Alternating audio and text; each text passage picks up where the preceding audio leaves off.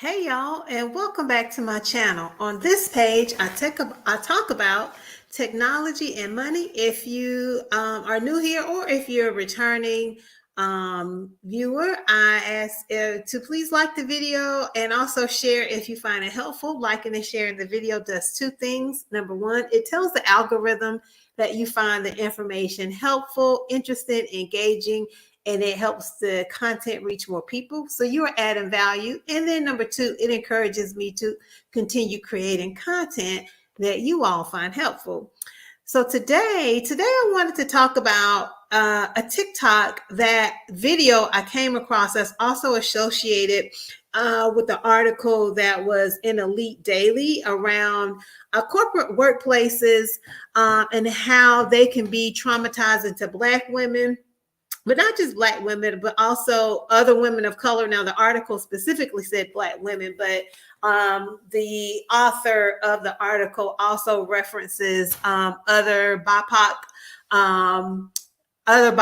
women, such as Native American. I believe she also mentioned Asian Islands Pacific Islander, Asian Pacific Islander as well.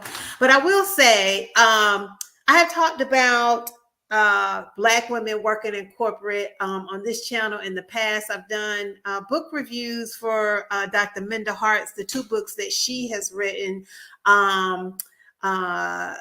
Healing from racial trauma in the workplace. And then she also wrote another book called The Memo, What Women Need to Do to Get a Seat at the Table. And I will say, if this type of content or like listening to this type of information, just to give a little bit of a warning, if it's triggering to you, or if you're dealing with a situation where listening to this type of information may just be triggering because you've experienced things in the past, I'll just encourage you to just stop listening now and protect your own self and your own mental peace and wellness. So I'll be sure to leave a link to this article in the description box, as well as the author's TikTok where I came across it.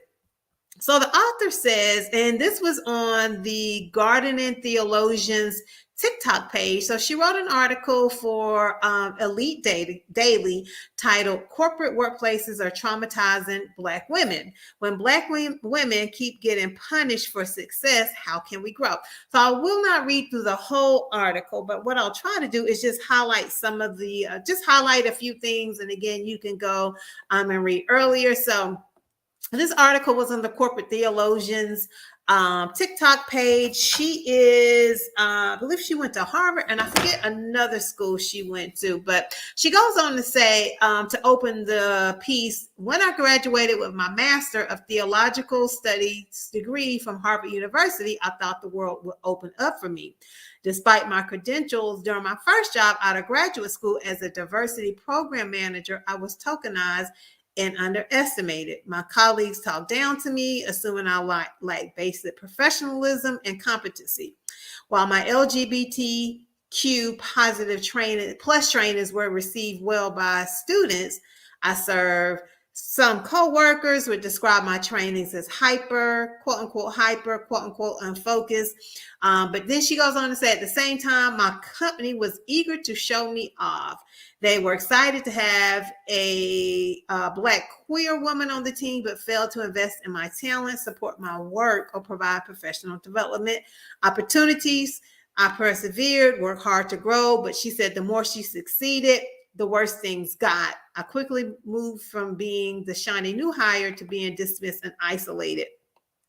So there's this phenomenon out there called pet to threat. And what pet to threat is, it was a term created by Dr. Keisha Thomas. She works at the University of Alabama at Birmingham, or UAB. I have family in Alabama and they call it UAB. But Dr. Thomas works at UAB and described the pet to threat term, describes an evolution of discrimination for women of color. So that's basically how it works. Like when a new, and there's a graphic, and I've actually seen a graphic of this from the pet the threat, and also like the glass ceiling, the glass cliff. as well. And it's like I can find it. Remember what I saw, I'll pull it up, but it almost like a workflow diagram of how women of color in corporate America have experienced the phenomena of pet to threat. But it essentially goes in the early pet stage, women are tokenized, coddled, and underestimated, trotted out as quote unquote diversity inclusion show ponies, while at the same time dismissed and distrusted with important work that would let them grow. And then as people grow and become proficient despite the divestment, then comes the threat stage, once they're no longer shiny and new to the organization. So in this stage, women become a threat to the status quo. They can experience career roadblocks, lack of advancement, being denied recognition for their achievements. Both of these experiences are deeply harmful, right? Harmful professionally, but also psychologically, right? Yeah. So the former makes you feel a deep sense of incompetence, like you can't do anything right, and the latter makes you feel isolated and dispirited. And so Dr. Thomas came up with the term in 2013. So this is not a new term. It's not a new term, okay? That she created while attending a professional development program for Black women in academia.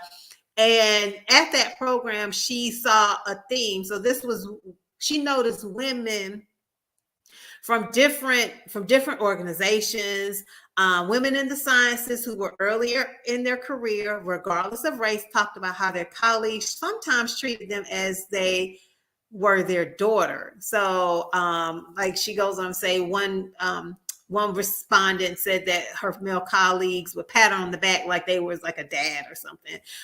Then there were women who were further along in their careers, like who were like established, that were talked about problems of pay inequality or disappearing support systems as they climbed the professional ladder. So that pay inequality piece, that's not a not unfounded phenomena, right? There is all kinds of data from McKinsey and Company, from just different surveys about how the pay gap between different people, men and women from different backgrounds, how it varies, how it is different, the pay for the same job, same years of experience for, say, a white man versus a Black man versus a white woman versus a Black woman versus an Asian man, Asian woman, so on and so forth, and how Black women are among the least paid, right? I think it's 63 cents for every white man's dollar. That data is out there. That's not data ComputerandCoin came up with. That's data that has been validated by, not validated, excuse me, has been introduced or put out there by companies such as McKinsey. So, and then so the author goes on to say, and this is what I was saying at the beginning, how this is just not a Black woman issue, but she goes on to say the phenomenon is most applicable to women of color, particularly Black women, but it's experienced by people of color across the gender spectrum and across industries. So in 2021, the Management Leadership for Tomorrow, an organization for BIPOC professionals, conducted a survey. They received, they had 8,000 respondents. Though they identified as African American, Latinx, or Native American. I misstated earlier, so not Asian or Pacific Islander was not included in this cohort. It's just African American, Latinx, and Native American. But they found in this survey that 50% of respondents had a white mentor support them publicly, but privately undermined them, end quote. Meanwhile, 89% of those surveys say they were or had been the only person of color on their team. That could be very isolating. So then it goes on. One of the people who provided quotes for the article says that, when she started a new job, even though it wasn't in her role, she was expected to give input on a range of diversity, equity, and inclusion issues. Her role was marketing and tech operations, right? Not part of her not part of the work that she was expected to do. And she said that made her feel tokenized and dehumanized, being expected to weigh in on those, right? So the assumption was because she's a Black woman, she can give input on how all oppressed communities feel. So Black women are not a monolith. White women are not a monolith. No gender or race is a monolith. Everyone's experiences and backgrounds can be different. Just because you come from the same culture or race or just even the same neighborhood does not mean your experience within that setting will be the exact same. And expecting someone to speak to it as if it is not can make the person not feel, is not a good feeling. So the author says that she shared her thoughts on Pet the Threat on so the author shared it on TikTok. And I missed the TikTok that she created back in August, but I saw the TikTok she created earlier today about this article, like referencing this article. But her original TikTok about being Pet the Threat had over 50,000 views and over 10,000 likes. And there was a lot of comments, mostly from Black women and Black LGBTQ plus people. And just talked about how betraying it can feel, right? Like how you work so hard to advance, but then get isolated for just being great or doing, performing well, having a high performance level, high level of performance, or, exceeding expectations, etc. Let's see. What else did I want to point out? Okay. There was one about someone who had a mentor, but then as she rose and became better and better, her mentor isolated her. And I was trying to find it in this article. Okay. All right. So that's it. That's it. I'll be sure to leave a link to it, but I did want to share the TikTok. And that way, so you all can get an idea of what the this article is based on. Corporate America is traumatizing Black women. I came on a TikTok and I said that a few months ago, and you all blew up that video with thousands of likes, comments, and shares.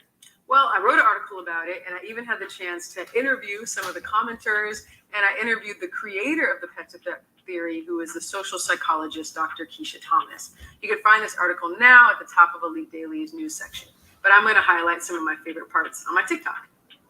One, I think it's fascinating that recent research shows that 50% of underrepresented employees say they had a white mentor at work who supported them publicly but undermined them in private. I think this is fascinating because we often tell Black women to get mentors, but it also shows how there can be a lack of trust and safety in mentor-mentee relationships for Black women because our success can be perceived as threatening to the status quo. Number two, many Black women that I interviewed highlighted this frustration of getting complimented and affirmed for mundane things. And this felt more patronizing than affirming to them. As Mary said, recently I was praised for developing a simple project timeline. I'm talented and I have my master's degree. Why don't they expect more from me? And one interviewee even expressed fear about shining too bright. She said, I've mastered the art of excelling in the workplace, but I also don't shine too bright.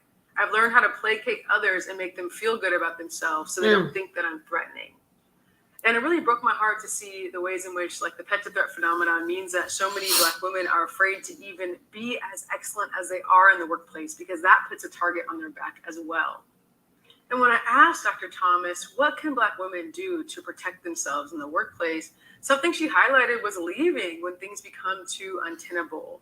And she said, it's important for women to hear that they don't have to stay and fight corporate battles to prove themselves. You are worthy and talented. It's okay to move on. And of course, she did not say this flippantly. There are so many times that we cannot leave our jobs. It's very difficult to find a new job. But I loved her emphasis on Black women's worth in the workplace, that even as these systems dehumanize us, we can continue to see ourselves as valuable, that these places aren't metrics of our self-worth. And I still do think that some of us who have the privilege of job mobility do need to hear, you don't have to prove that you're good enough. You don't have to see a toxic work culture as a challenge to dig in. You can leave and go where your talents are appreciated because you've done enough, as Dr. Thomas said, to prove yourself in corporate America.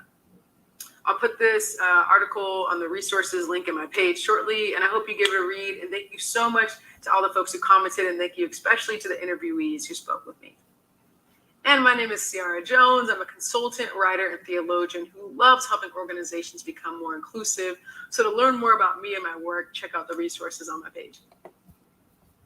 So yeah, y'all, that's it. If you've never experienced the phenomenon, or just know it's not a good feeling, right? It's not a good feeling to be punched down on by people who use you as a way to work out frustrations they may have or the esteem issues they may be having about their own performance, or when organizations may, if there's a workplace bully. And in nursing has lateral violence and, situations like this already. But, when the offending persons or people's behavior is, I don't mean like endorsed by the organization, but nothing is done, or if you say something, retaliated. It's not a good feeling. And, organizations may want to look at, if they have concerns about it, look at your attrition data, right? Or employee work culture surveys and things like that. But that's it, y'all. I'll be sure to leave a link to this article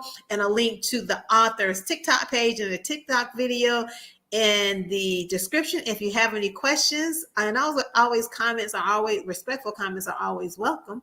And I'll see you in the next video.